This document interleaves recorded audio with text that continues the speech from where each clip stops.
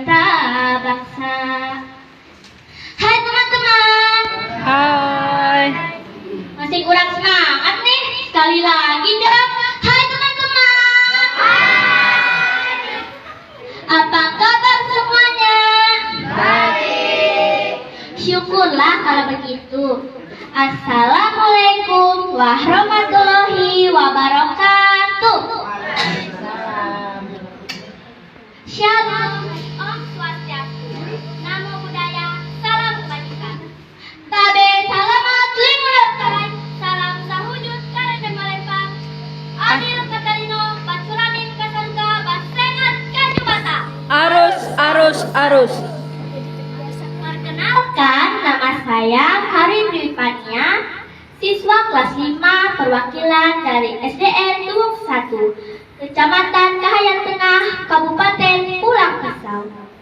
Saya ingin membawakan sebuah cerita yang berjudul Kutukan Raja Pulau Mintil. Cerita ini diambil dari cerita rakyat Kalimantan Tengah. Teman-teman, mendengar belum ceritanya? Belum. Kalau begitu, yuk dengarkan ya. Alkisah pada zaman dahulu kala di Kalimantan Tengah, Kabupaten Pulang Pisau, Kecamatan Kahayan Hilir, tepatnya di Desa Mintil, terdapat kerajaan yang sangat besar.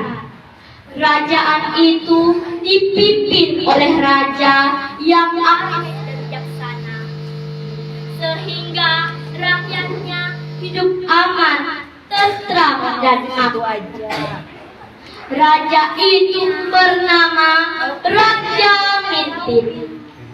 Raja Mintil memiliki permaisuri yang sangat dia sayangi dan memiliki wajah yang sangat cantik jelita seperti saya. Dan mereka berdua pun dikaruniai 2 putra kembar yang diberi nama Naga dan Buaya. Tapi pada suatu hari, permaisuri yang telah mengawalnya hingga puluhan tahun telah kembali kepada Yang Maha Kuasa. Kepergian permaisuri membuat hati Raja Mintil sangat terpukul, sehingga wajahnya saling murung.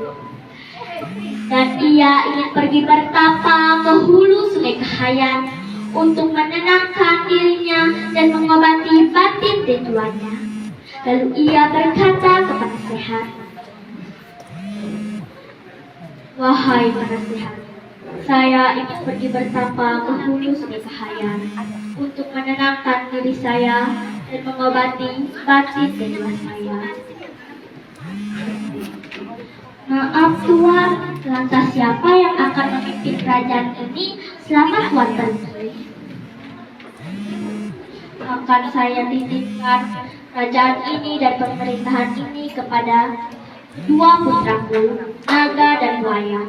Dan engkau penasehat, bantulah mereka menjalankan pemerintahan selama saya pergi." Setelah berbicara dengan penasehat, Raja Mintil pun lalu memanggil kedua putranya itu. "Anak-anakku, Naga dan Buaya, ayah ingin pergi bertapa ke hulu Sungai Kahayan untuk menenangkan diri ayah dan mengobati batin jiwa ayah. Jadi ayah akan titipkan kerajaan ini dan pemerintahan ini kepada kalian berdua. Jagalah kerajaan ini, jangan buat ayah malu." "Baiklah ayahanda. Baiklah ayahanda, akan kami laksanakan titah ayahanda." "Terima kasih kalau begitu anak-anakku." Setelah menyerahkan pemerintahan dan kerajaan kepada kedua putranya itu, Raja Mintil pun lalu pergi bertapa ke hulu Sungai Kahayan. Sepeninggal Raja Mintil pergi bertapa, sifat Asinaga pun muncul. Ia memiliki perangai yang buruk. Ia suka berpoyak-poyak, suka dan suka mabuk-mabukan. Sehingga harta kekayaan kerajaan pun mulai habis. Lalu ia memungut upeti dari rakyat. Berbeda dengan sang buaya, buaya memiliki perangai yang baik. Ia hidup sederhana, bertanggung jawab, baik hati, ramah tamah, dan peduli dengan kepentingan rakyatnya. Sehingga ia selalu dipuji.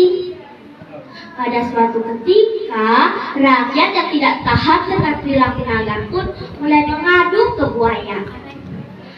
Mendengar laporan dari rakyatnya, buaya merasa kesal dan kecewa terhadap naga. Lalu ia diam-diam mengikuti naga. Setelah ia diam-diam mengikuti naga, ternyata apa yang dikatakan oleh rakyat itu benar. Naga telah memungut upeti dari rakyat. Di situ buaya merasa sangat-sangat marah dan murka terhadap naga. Tetapi ia masih bisa berpikir jernih. Ia lalu menemui penasehat dan berkata, "Paman penasehat, bagaimana ini? Sifat asli naga sangatlah mengkhawatirkan. Bagaimana ini solusinya, Paman?"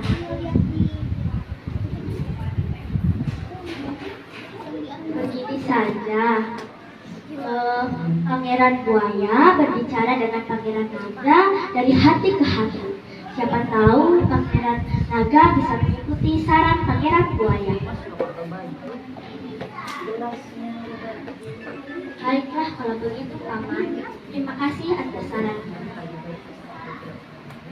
Setelah berbicara dengan penasehat, Raja Mimpi pun, naga pun buaya pun lalu menemui naga. Melihat buaya yang menghampirinya, naga pun lalu bertanya, "Ada apa, saudaraku? Apa benar kamu telah memungut upeti dari rakyat? Benarkah itu, naga?" "Itu tidak benar. Tapi saya tadi diam-diam mengikutimu. Dan apa yang dikatakan oleh rakyat itu benar. Kamu telah memungut upeti dari mereka. Jangan berbohong, naga."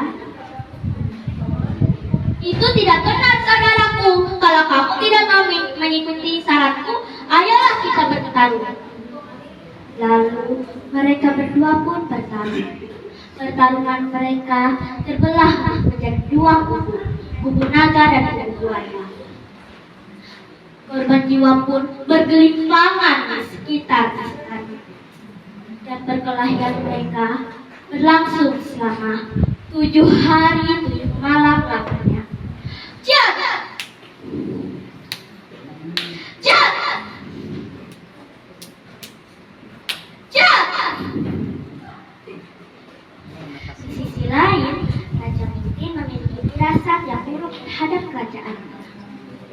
Lalu ia menyuruh prajuritnya untuk berputar arah ke kerajaan. Sesampainya di kerajaan, betapa terkejutnya ia melihat korban jiwa yang bergelimpangan di sekitar kerajaan.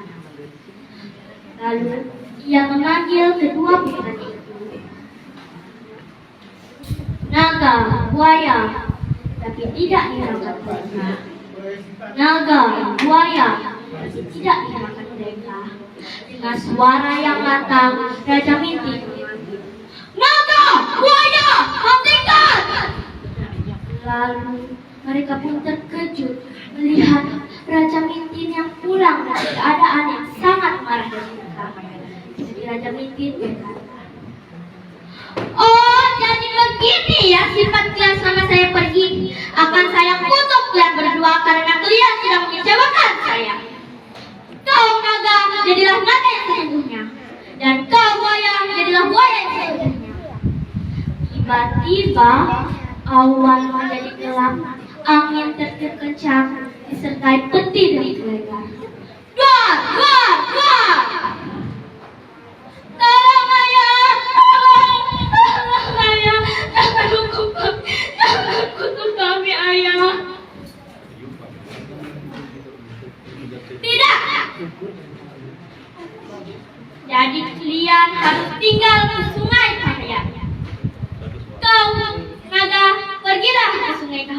kemampuan dan jagalah sungai itu. Dan kau buaya, pergilah ke sungai Cahaya. Tiba-tiba mereka berubah menjadi seekor naga dan buaya.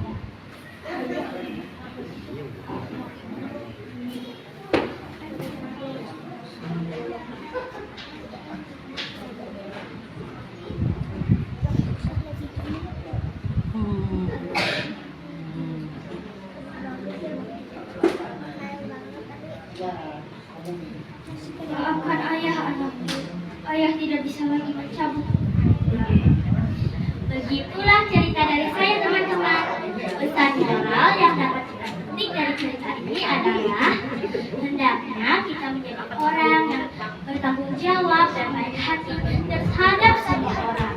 Dan kita harus mematuhi peraturan yang dibuat oleh orang tua kita supaya mereka tidak marah teman-teman.